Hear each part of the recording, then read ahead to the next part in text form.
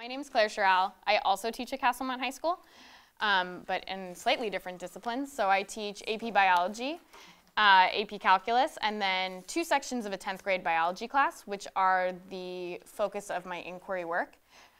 You got some background from Maggie about our school, but my students are also primarily Latino, especially in my class, just for whatever reason that's the case. And in my classes, I have about I have 25 and 28 kids, and my classes are kind of unequal in the sense that one class has 3 students with IEPs and 5 ELLs, and that's not counting my students who have been redesignated. And then the other one, out of 25 students, I have 9 students with IEPs and 8 ELLs. So definitely in 10th grade biology, it is an untracked, all-comers, love it.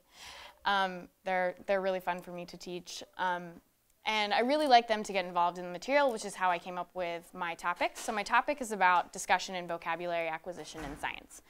And discussion is really important to me because I think that in my understanding, is the best way for kids to really grapple with topics. Also, nobody wants to hear me talk, and I learned that very early.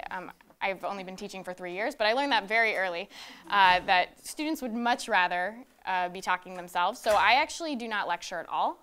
All of my teaching strategies are constructivist, and it's really allowed me to have kids get a more deep knowledge of what they're doing in my class. So my question was looking at students and discussion and whether or not they were able to get content vocabulary acquisition. So I chose content vocabulary because I could track it more easily. There is an emphasis in my class on academic vocabulary and just general discourse or general science terms.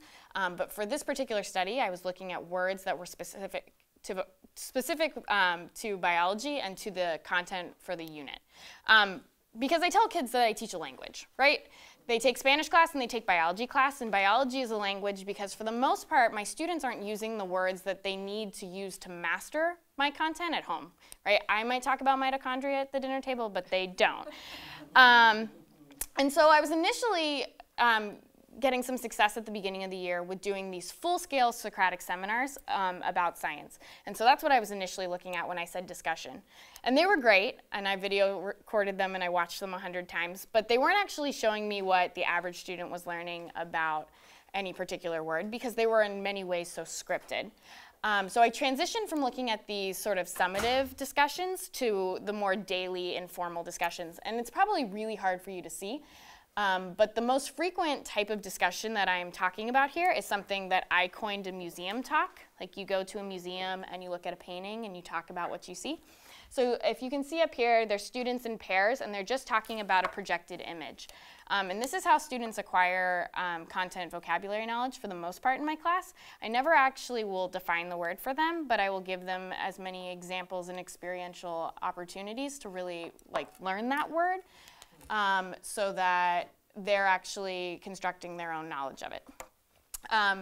So who are these students? I have 2 focal students that I chose for pretty specific reasons. They are both high achieving, but one of the things for discussion was that I needed them to talk, and I needed them to then talk with me. And so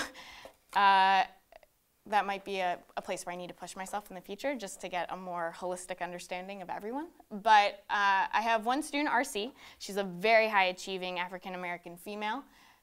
She's a classroom leader. Her Casey data is up here. She scored a 442 in English, so she's advanced in that sense. My other student, SL, is a high-achieving Latino male. He's a recent immigrant to the US, and he's a CELT level 3, which is actually really impressive. That's like a very accelerated learning.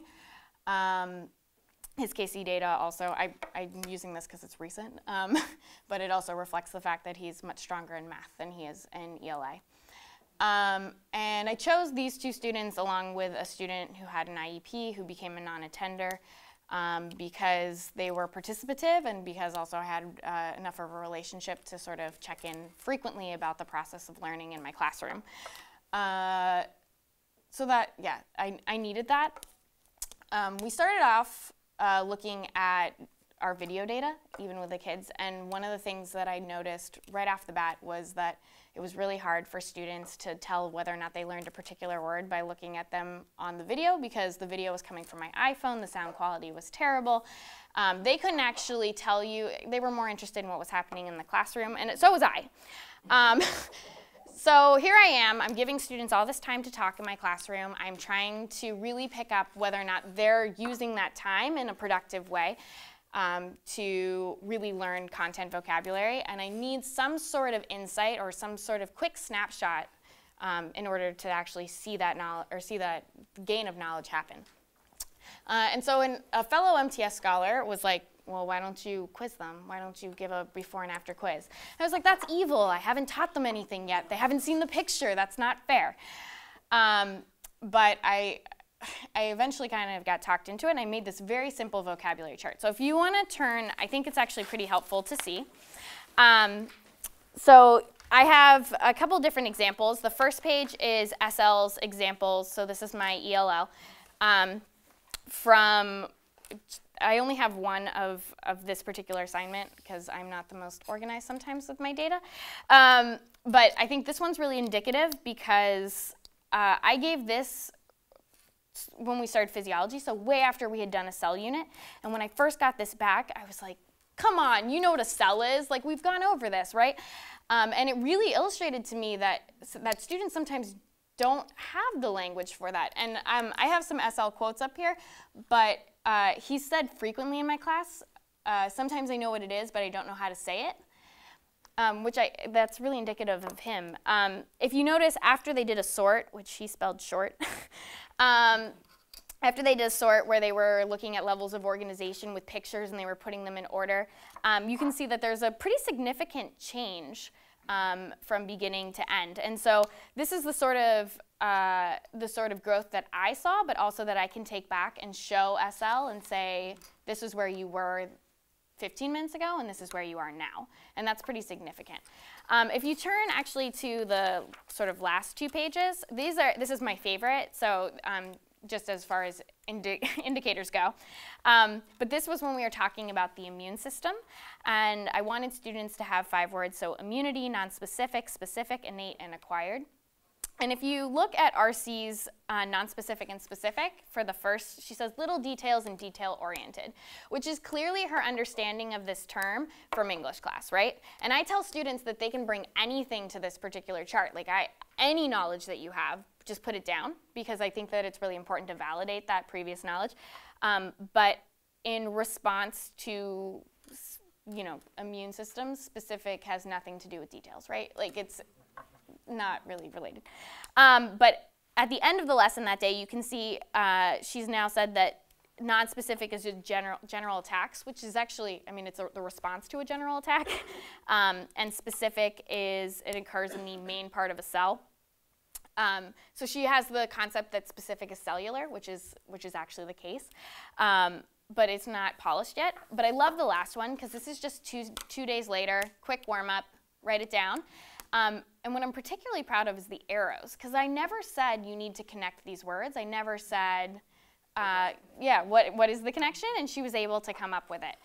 And so this is indicative of the growth that I saw with a lot of kids. And the reason that I found this to be a particularly helpful tool was because we're all seeing it, but the kids could see it as well. And so I would keep these sheets and hand them back several days later, and students would be able to say, oh, wow, like I started here and I'm now here. So one of my major learnings is about simplicity of tools, and also framing. It's not mean to quiz kids if you frame it as this is our potential for growth. So kind of moving on here. As far as my indicators of success, so after this particular process, I would use these words as parts of summative writing assessments. I was looking for frequency and correctness of usage. I was looking for students using these in verbal responses within my classroom. And I was also actually looking for all students to be able to say, I looked at that picture, I observed this, I talked with this person, and so now I know the word means blank. This actually takes a lot of restraint on my behalf. I never actually define the word for students. And so sometimes people push back and say, like, well, how am I ever actually going to know it? And my response to that is, if you haven't been given enough opportunities to really like come up with a holistic way to really grapple with this, then that's on me, but that means that I need to do more, like not that I need to tell you. Yeah, so anyway, this has become a more consistent tool in my classroom. It's really quick. Kids know you're getting it as a full sheet, but they just get it as a half sheet. You can flip from side to side, so that's a very visible way for kids to do it. I also, I can just drop it in and say, we're doing 3 minutes, go, right? And so it's not in any way an obstruction to anything else that's happening inside my classroom.